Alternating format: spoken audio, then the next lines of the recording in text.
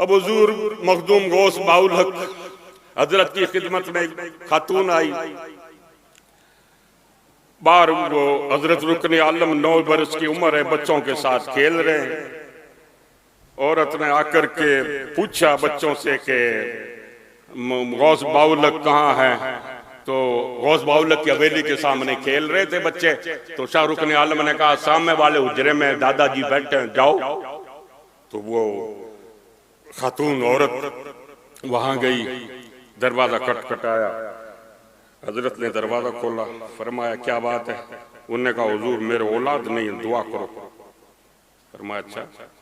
आपने ऊपर देखा? आप और ऊपर देखेंगे चांद नजर आएगा, वो ऊपर देखेंगे लोहे महफूज नजर आएगा, वो ऊपर देखेंगे अर्श आजम नजर आएगा, वो ऊपर देखेंगे सिदरतुल मुंतहा नजर आएगा। आपने ऊपर देखा क्यों? मौला फरमाता है कि आंख मेरे वली की होती है, देखना मेरा होता। ऊपर देखा आपने, फिर आपने ठंडी सांस भरी। आपने फरमाया भाई जाओ, तुम्हारी किस्मत में औलाद नहीं है। ठीक। बेचारी औरत मायूस हो गई, उदास हो गई। कहा औलाद नहीं है किस्मत में? कहा नहीं। जाओ। वो बेचारी औरत वापस रवाना हुई। जब वापस रवाना हुई ना, तो उसकी चाल में ढाल में फर्क आ गया था, चेहरा उदास हो गया था, कदम इस तरह धर रही थी, हैरान परेशान। आगे शाहरुख ने आलम वहां खेलते हुए इनकी भी नजर पड़ गई। आप आए उस बाई के पास, कहा भाई यूं कैसे जा रही हो, क्या बात है? आए थे जब तो बड़े हसास बसास थे, अब बहुत मायूसी छाई हुई है, क्या बात है? यहाँ तो कोई रोते हुए आते हैं, हंसते हुए जाते हैं, और तुम मतलब ये कि हंसती भी आई हो, रोती भी जा रही है? नहीं, इस दरगाह से किसी का रोते हुए जाना हमारे दादा की तौहीन है। क्यों जा रही हो, क्या बात है? उसने कहा बेटा तेरे दादे ने कहा है कि तेरी किस्मत में औलाद नहीं है। कहा अच्छा। कहा ये काम करो मैं बताऊं जूं क्यों जाकर के। कहा अच्छा। कहा क्या कहूं? कहा एक बार जाकर के फिर वापस यही लफ्ज दोहराना कि हजरत मेरे औलाद नहीं है, दुआ करो। तो फिर हजरत कहेंगे कि तेरी किस्मत में औलाद नहीं है, तो तू क्या कहेगी? कहा क्या कहूं? यूं कह देना मेरी किस्मत में होती तो आपके पास आती क्यों? अच्छा यूं कह दूं? कहा। अब साहब वो औरत उधर से वापस पलटी। खादिम जो आपको पंखा जल रहा था, आप वहीं बैठे बैठे मुस्कुरा रहे हैं। फरमाया कि आलम का कुतुब का दरिया मौज में आ गया है और किसी को कुछ सिखा रहा है, कोई बात नहीं आने दो। अब साहब क्या है कि औरत आ गई, हजरत दुआ करो मेरे औलाद नहीं है। आपने कहा भाई तेरे कहा ना किस्मत में नहीं।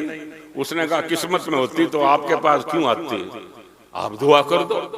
आपने कहा ठीक है, किसी की शिकायत से बोल रही हो? कहा हाँ। कहा ठीक है जाओ, अल्लाह ताला तुम्हारे को 5 लड़के अता फरमाएगा।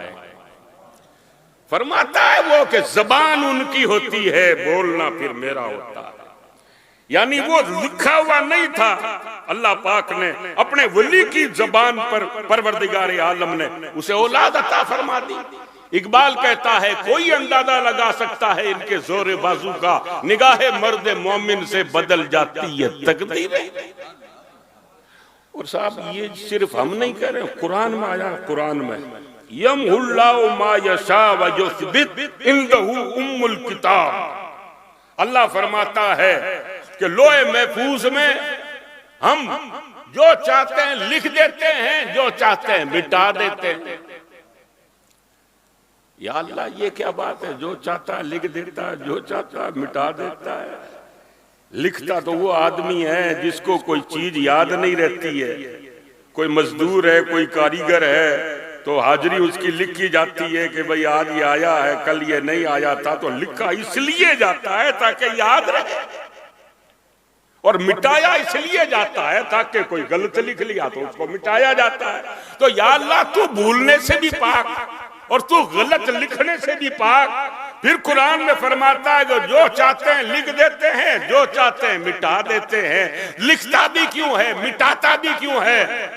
फरमाता है मेरे बंदो, हम लिखते भी हमारे यारों के लिए हैं, मिटाते भी हमारे वलियों के लिए हैं। अगर किसी की औलाद लिखी हुई नहीं होती है, मुल्तान का बादशाह कह देता है नहीं लिखी हुई है तो लिख देते हैं। और अगर किसी का बेड़ा गर्क होना होता है और उसके गर्क होना लिखा हुआ होता है और बगदाद वाला कह देता है इसका बेड़ा पार हो जाए, तो अगरचे गर्क लिखा हुआ है मगर उसके कहने से बेड़ा उसका पार लिख देते हैं। हमारे औलिया जो कुछ भी कह देते हैं हम उसके हिसाब से लिख देते हैं, मिटा देते हैं, इसलिए कि वो हमारे दोस्त हैं, हम उनसे मोहब्बत करते हैं, वो हमारे महबूब हैं। इसलिए दोस्तों, औलिया किराम से अपनी अकीदत, अपनी मोहब्बत, अपनी उनसियत ये कायम रखें और आप और हम हमारे बुजुर्गाने दीन को मुसलसल आप और हम याद रखते रहें। जैसा कि हमने शुरू बयान में कहा कि अल्लाह ताला ने मोहब्बत का इजहार फरमाया कि जिब्रील मैं मोहब्बत करता हूँ। अगर ये बात वो नहीं कहता तो क्या होता, मगर जाहिर किया कि वली से मोहब्बत करो तो जाहिर भी करो।